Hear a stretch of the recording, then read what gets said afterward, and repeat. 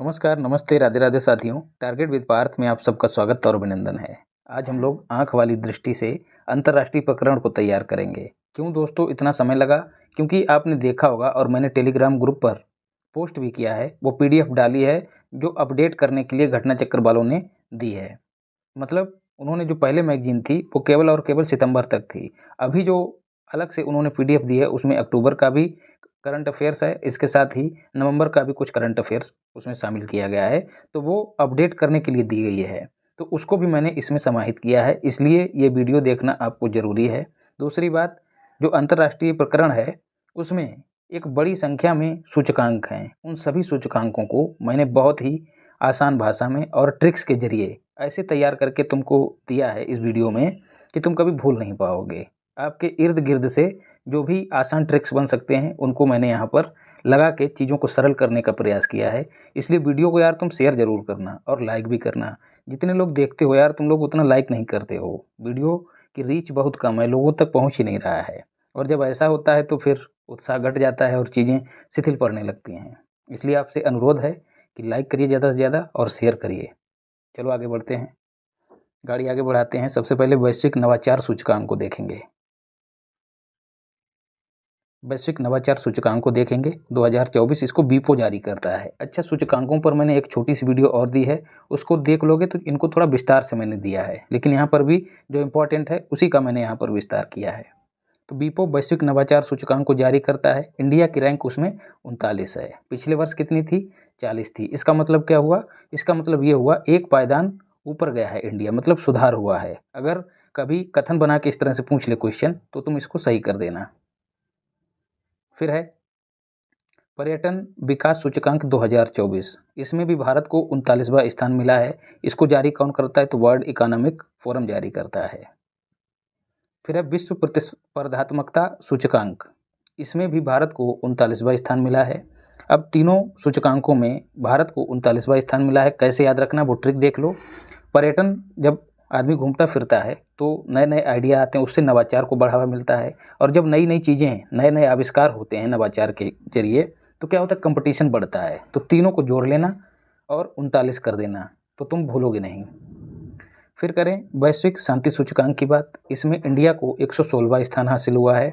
Soul मतलब आत्मा, और आत्मा के साथ जो जुड़ा रहता है वो क्या होता है? शांति, है ना? कहते हैं ना ओम शांति।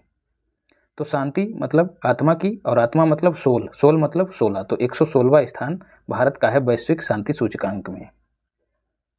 मज़ा आ रहा हो तो यार कमेंट भी करना। ग्लोबल जेंडर गैप इंडेक्स 2024, इसको वर्ल्ड इकोनॉमिक फोरम जारी करता है।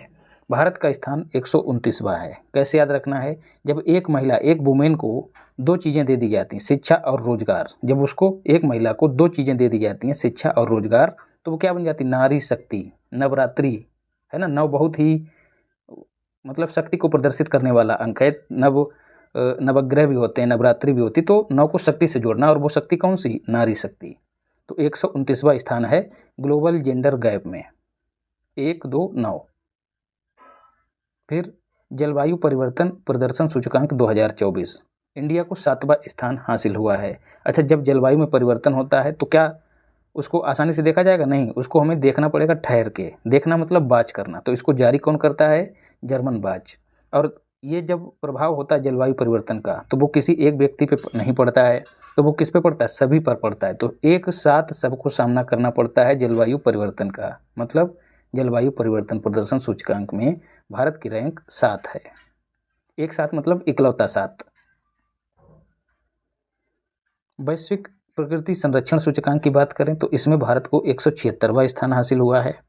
76, ठीक है। 76 मतलब छत्र, छत्र मतलब छाता, और छाता काहे का? प्रकृति का। हम सब के ऊपर प्रकृति का छाता है जो हमारा सबका पालन पोषण करती है। तो 76 को, 76 मतलब छाता, और किसका? प्रकृति का। तो प्रकृति संरक्षण सूचकांक में भारत की रैंकिंग 176 है। ऐसे ही प्रकृति और पर्यावरण लगभग लगभग समान चीज़ें हैं, तो उसमें भी भारत की रैंकिंग 176 ही है। ऐसे जोड़ के तुम याद रखना। फिर लॉजिस्टिक परफॉर्मेंस सूचकांक की बात करें, इसको जारी कौन करता है? इसको जारी करता है वर्ल्ड बैंक। इंपॉर्टेंट है, याद कर लेना। भारत की रैंक इसमें 38 है। लॉजिस्टिक्स होता क्या है दोस्त? लॉजिस्टिक्स जो सामान पहुंचाना है, सामान का वितरण करना है, ये पूरी प्रक्रिया जो है लॉजिस्टिक्स के तहत आती है। तो सामान पहुंचाया कैसे जाता है? गाड़ियों से पहुंचाया जाता है। और परफॉर्म अच्छा कैसे करेंगी गाड़ियाँ? जब वो एक साथ चलेंगी, एक के पीछे एक, लगातार निर्बाध रूप से सामान की आपूर्ति, तब लॉजिस्टिक्स परफॉर्मेंस इंडेक्स में सुधार होगा। इसका मतलब क्या है? गाड़ियाँ अड़ी रहेंगी। अड़ी मतलब 38 मतलब अड़ी। तो ऐसे याद रखना, लॉजिस्टिक परफॉर्मेंस इंडेक्स 2023। फिर आर्टिफिशियल इंटेलिजेंस तैयारी सूचकांक की बात करें तो इसको कौन जारी करता है? ये भी तुम्हें याद रखना है। इसको IMF जारी करता है। इंडिया को 72वीं रैंक हासिल हुई है इसमें। कैसे याद रखना है? 7 काम जो हैं 2 गुना तेजी से किए जा सकते हैं। कब? जब AI का इस्तेमाल किया जाएगा तब। मतलब 7 के 7 काम जो हैं 2 गुना तेजी से कब किए जाएंगे? जब AI का इस्तेमाल होगा। तो 7 और 2 मिलकर क्या बनाएंगे? 72। या फिर आप ऐसे भी याद कर सकते हैं, आम बोलचाल में कहते हैं कि हमको तो यार 72 काम हैं, हम क्या क्या करें। तो उन 72 कामों को आसान करने के लिए काहे का इस्तेमाल करना? AI का। तो ऐसे तुम AI तैयारी सूचकांक याद करना। बाकी अपना अपना तरीका है।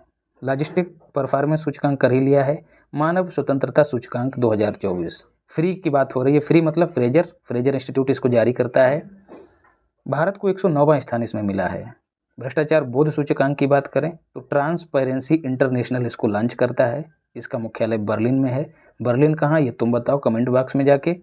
और जो लाइक नहीं किए वो लाइक करें यार, ऐसे काम चलेगा नहीं। अगर चाहते हो निर्बाध रूप से चीज़ें ऐसे ही मिलती रहें, है ना, तो थोड़ा सपोर्ट यार करना पड़ेगा आपको। कैसे इसको याद रखना? भ्रष्टाचार बोध सूचकांक को, भारत में एक एक्ट है भ्रष्टाचार निवारण एक्ट 1988। इसमें तुमको क्या करना? 5 और जोड़ देना है। तो जो निकल के आएगा, मतलब कितना? 88 में 5 जोड़ोगे तो 93। तो भ्रष्टाचार बोध सूचकांक 2024 में भारत का स्थान 93 है। और ये भ्रष्टाचार निवारण एक्ट भी याद रखना, GS में पूछ लिया जाता है। फिर SDG इंडेक्स 2024, इसमें थोड़ा सुधार कर लेना। इसको जारी कौन करता है? तो इसको United nation sustainable development solution network जारी करता है। UNDP नहीं जारी करता, इसमें ही सुधार कर लेना। इसमें भी भारत की रैंक कितनी? 109। तो स्वतंत्रता सूचकांक और SDG इंडेक्स दोनों में 109वीं रैंक है भारत की। रूल ऑफ लॉ इंडेक्स, कानून के शासन का जो सूचकांक है उसकी बात करें तो उसमें भारत की रैंक जो है वो 79 है। 79 मतलब 79 + 80। ठीक, ऐसे याद रखना। 79 मतलब उन लोगों की बात हो रही है, ठीक है, जिनका नाश हो गया। नाश, ऐसे याद रखना। नाश किनका होता है? जिनको न्याय नहीं मिल पाता है, समय रहते न्याय नहीं मिल पाता है, कानून का जिन पे शासन नहीं होता है, भली भांति फायदा नहीं मिल पाता जिनको कानून का, तो उन्हीं के साथ अन्याय होता है। तो 79 को उन लोगों के नाश से याद रखना। फिर बात करें विश्व प्रसन्नता सूचकांक 2024, हैप्पीनेस इंडेक्स की बात करें तो इसमें नॉर्वे पहले स्थान पे है। लगातार 7वें वर्ष ये पहले स्थान पे है। भारत को 126वां स्थान मिला है। 26 मतलब छपाक। आदमी जब प्रसन्न होता है, बचपन में आप तालाब या नहर वगैरह में जब नहाए होंगे तो सबसे ज़्यादा छपाक किए होंगे। कब छपाक करते हैं? जब प्रसन्न होते हैं।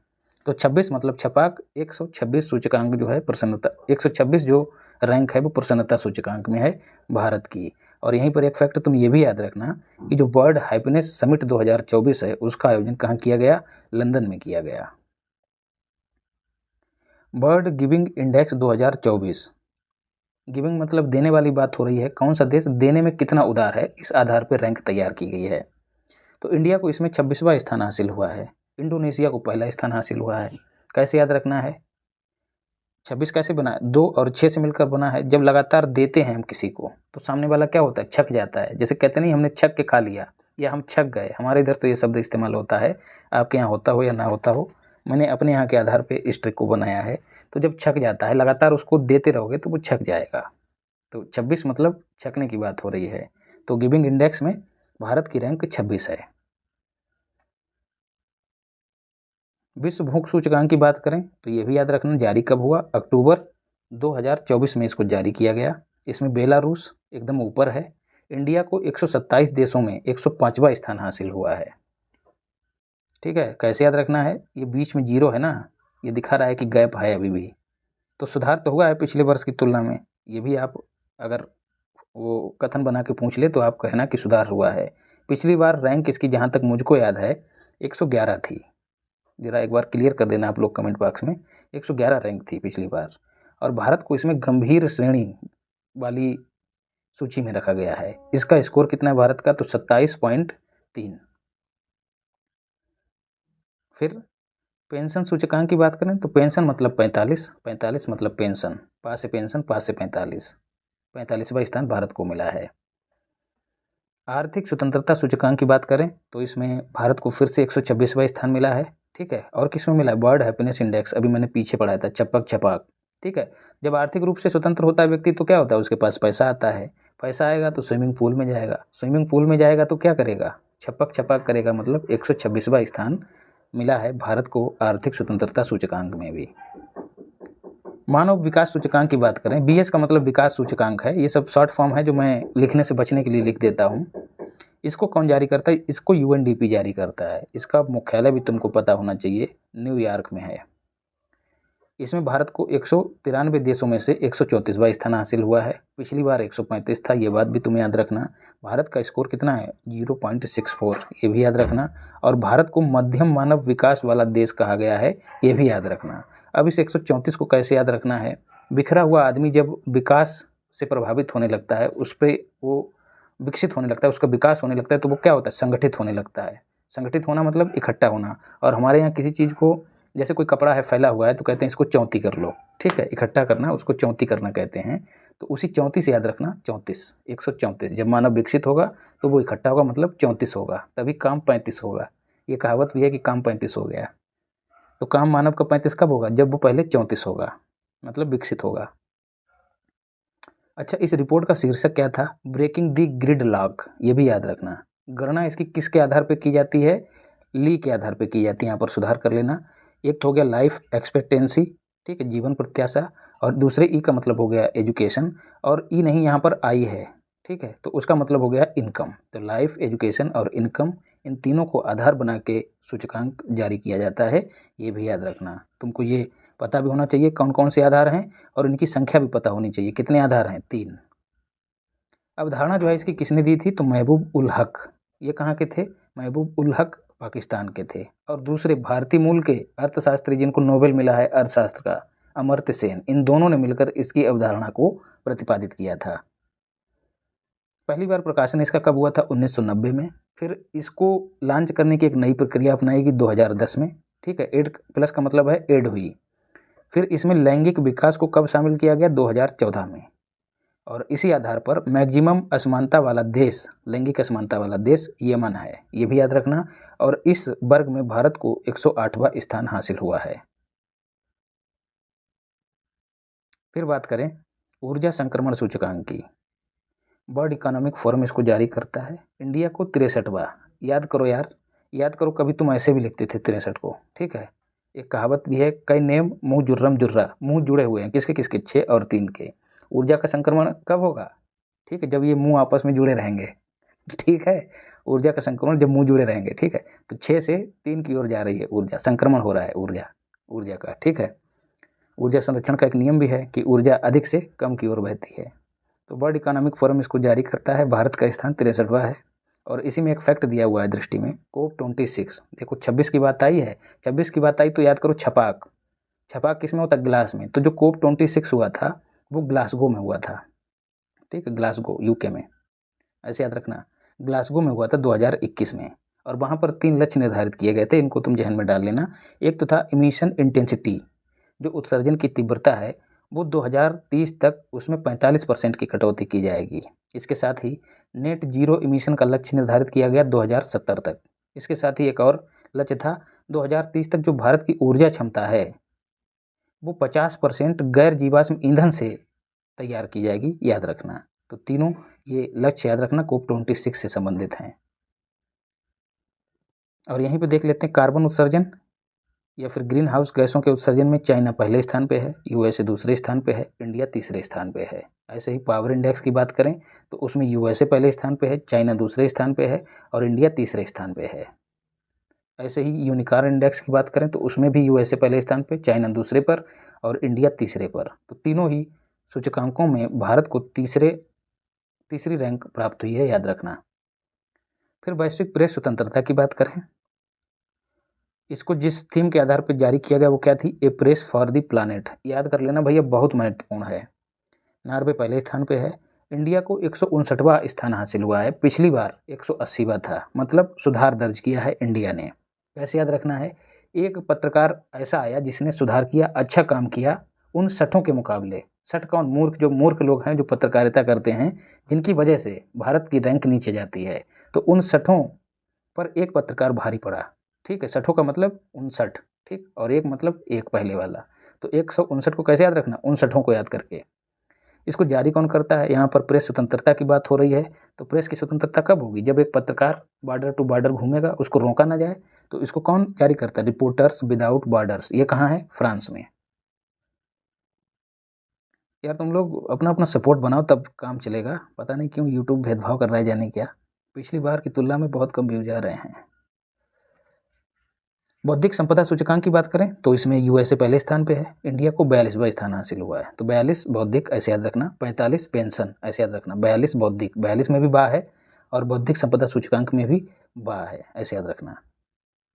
वैश्विक आतंकवाद सूचकांक, बुर्किना फासो एकदम ऊपर है, बहुत ज़्यादा वहाँ पे आतंकवाद है। इंडिया को 14वां स्थान हासिल हुआ है, पिछली बार 13वां स्थान हासिल हुआ था। तब मैंने तुमको ट्रिक बताया था कि भारत में आतंकवाद की 13वीं हो गई इस बार, लेकिन इस बार क्या हुआ, एक कदम फिर से आगे पहुंच गया आतंकवाद। तो पिछली बार 13वीं हुई थी, इस बार जिंदा हो गया और एक कदम आतंकवाद आगे पहुंच गया, मतलब 14वें नंबर पे पहुंच गया है, ऐसे याद रखना। अब बात करें सतत विकास रिपोर्ट 2024 की, इंपॉर्टेंट है भैया।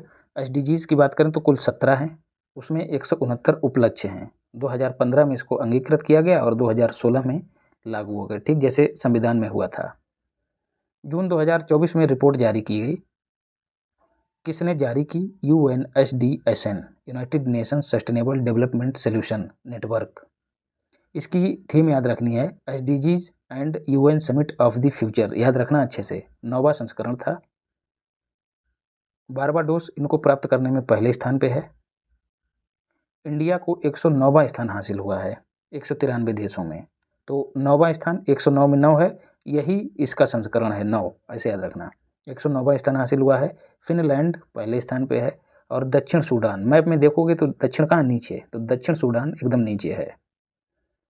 गिनी बिसाऊ पहली बार इसमें ऐड किया गया, प्लस किया गया है, ये भी याद रखना।